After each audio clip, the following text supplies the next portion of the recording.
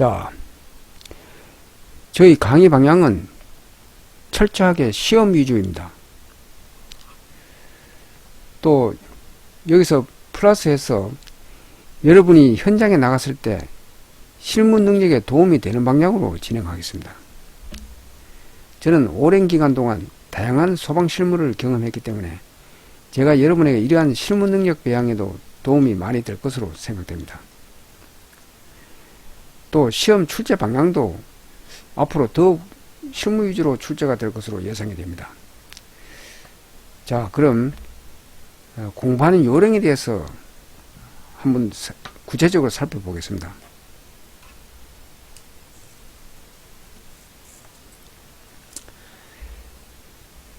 자, 소방기술사 시험 공부에서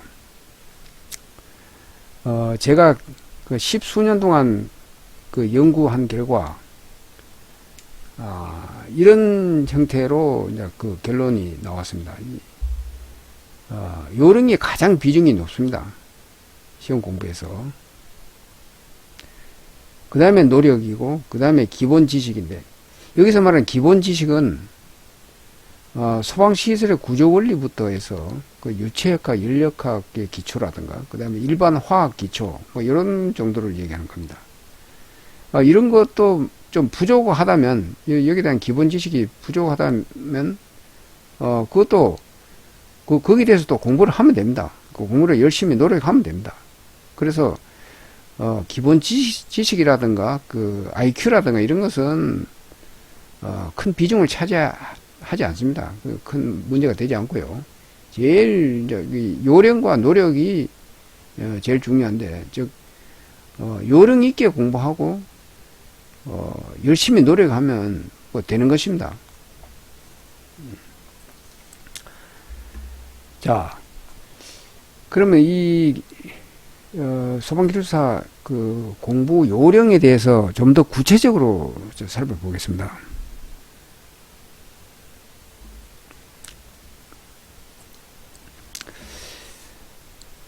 자, 이 기술사 시험은 시험장에서 짧은 시간 안에, 즉 25분 안에 그 하나의 논문을 2페이지 내지 3페이지로 압축해서 써야 됩니다. 그렇기 때문에 아무리 그 해박한 지식이 많은 경우라도 미리 답안 형식으로 정리해 두지 않으면 짧은 시간에 압축해서 쓴다는 것은 상당히 그 어려운 문제입니다. 우선 시간적으로 되지 않습니다. 자, 그래서 이제 그 정리된 답안을 미리 준비하는 것이 중요한데요. 자, 이 정리된 답안을 또 잘 작성을 하려면 일단 거기에 대한 내용에 대한 그 이해가 있어야 됩니다. 이해가 돼 있어야 됩니다. 그 다음에 거기에 또 플러스해서 압축 정리하는 기법이 있어야 됩니다.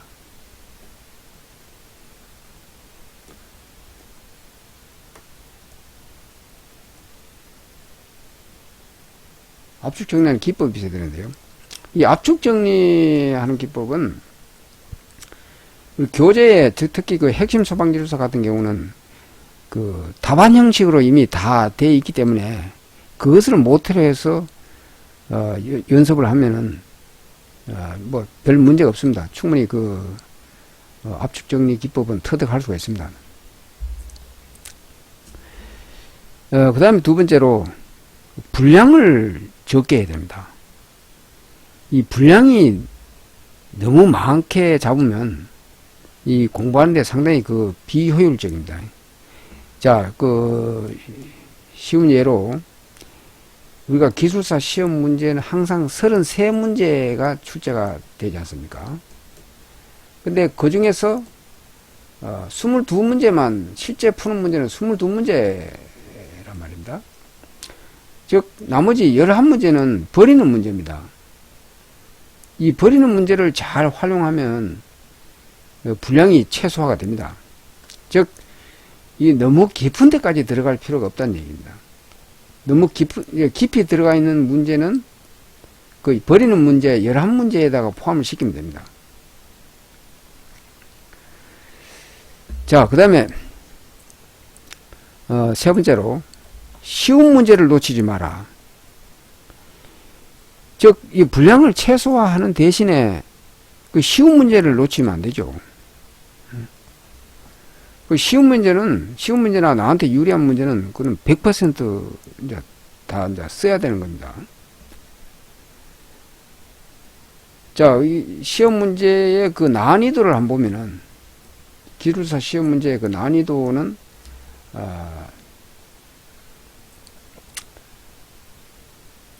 어려운 문제, 즉, 어려운 문제 상이 약 30% 정도 된다고 볼 수 있습니다. 그 다음에 중간 문제는 약 40%로 보면 됩니다. 그 다음에 쉬운 문제, 좀 평이한 문제, 이건 하 30%로 보면 됩니다.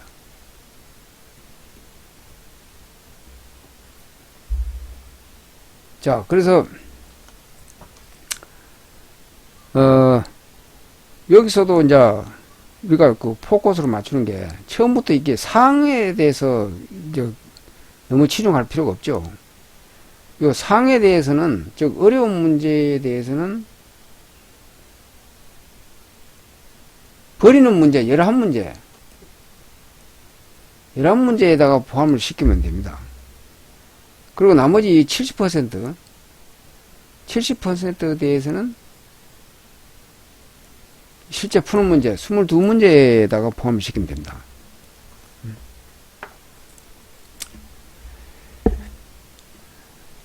자, 그래서 그리고 또 각 분야별 그 과목별로 이제 출제 그 난이도를 보면은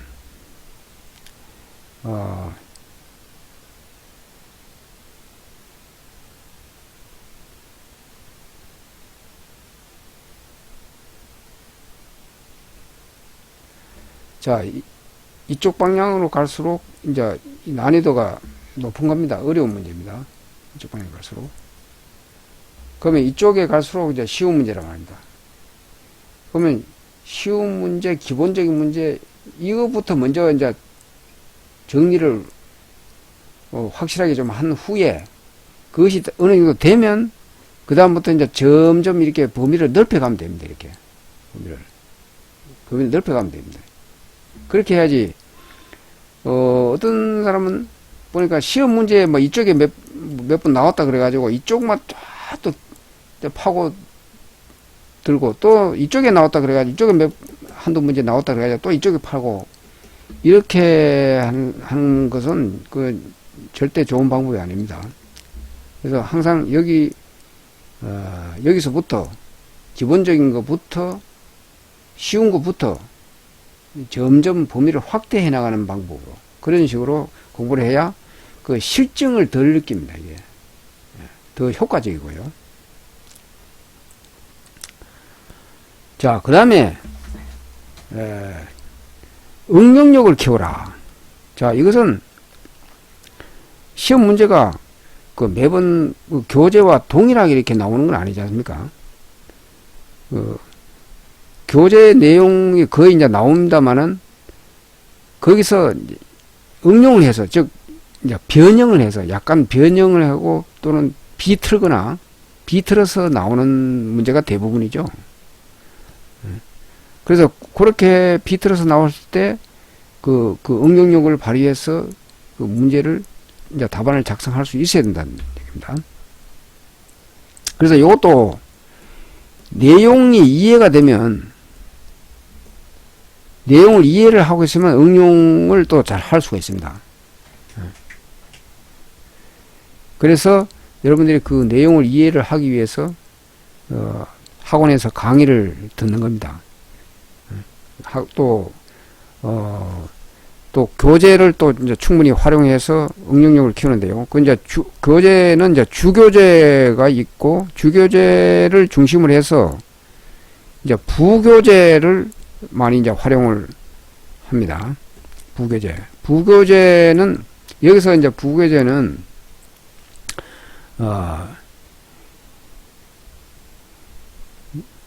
주로 이제 기본서, 각종 기본서가 있죠. 기본서는 이제 여기서 말하는 거는 이 주교재는 기준서고요. 기준서라고 합니다. 기준서고, 여기서 말하는 기본서는 이제 가령 이제 연소공학, 방화공학 또는 그 유체역학, 연력학, 또 소방시설의 구조 원리라든가 이런 게 다 이제 기본서라고 보면 됩니다.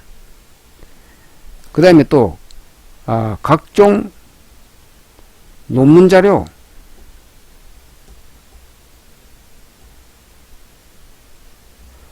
또는 각종 전기 간행물,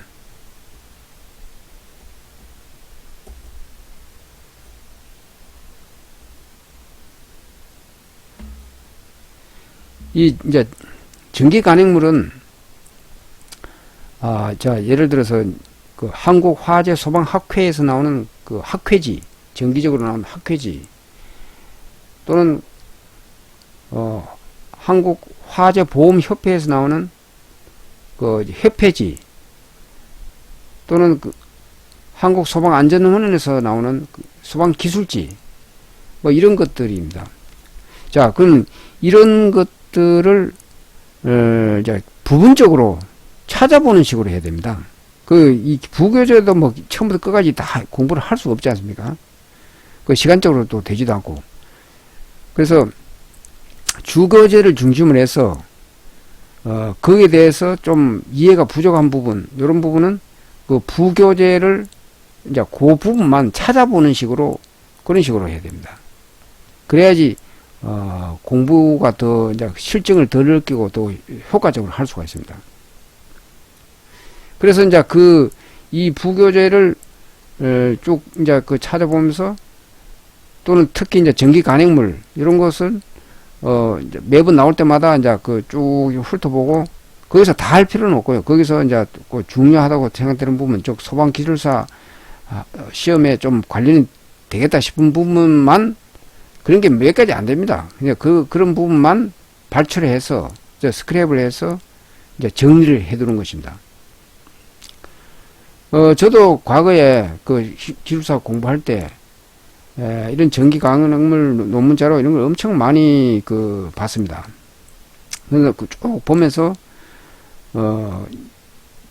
매번 이제 중요하다고 판단되는 것은 이제 스크랩을 해서 정리를 해두고, 그러면 그것이 쭉 모여가지고 결국 그것이 이제 그 핵심 소방기술사 책이 된 겁니다.